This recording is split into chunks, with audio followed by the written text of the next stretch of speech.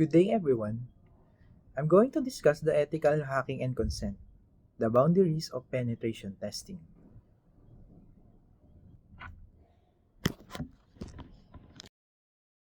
Ethical hacking and consent, the boundaries of penetration testing. Ethical hacking is vital for identifying security weaknesses before attackers exploit them. However, it requires strict ethical boundaries, especially regarding consent and testing scope. First, what do we mean by ethical hacking and consent? Ethical hacking is the authorized simulation of cyber attacks to uncover security vulnerabilities within an organization's systems.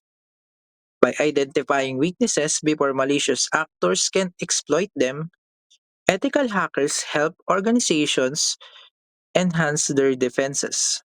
This proactive approach allows organizations to address risk and maintain a stronger security posture. Consent in ethical hacking. Consent is more than client permission. It's a mutual understanding of clear boundaries. Both client and hacker need a well-defined scope, detailing what's in and out of bounds to avoid unintended overreach. Testing a third-party system. Let me share my experience with you. As a full-stack dev and a security researcher in my company, I was assigned to test a company system built by an external vendor. I discovered a file upload vulnerability that allowed for remote code execution or RCE.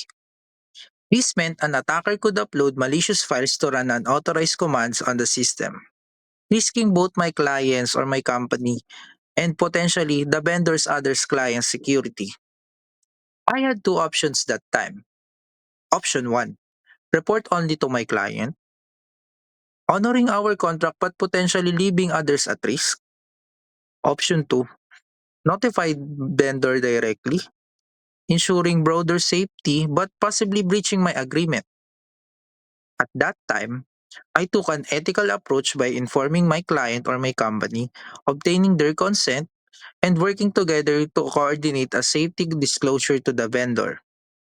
This approach balanced the need for security with respect for ethical boundaries.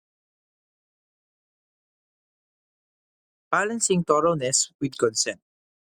How do ethical hackers balance thoroughness with respect for consent? Here are three key practices. Define a clear scope. Establish boundaries upfront, including protocols for third-party systems if necessary. This ensures the ethical hacker's activities align with the client's objectives and respect any boundaries set.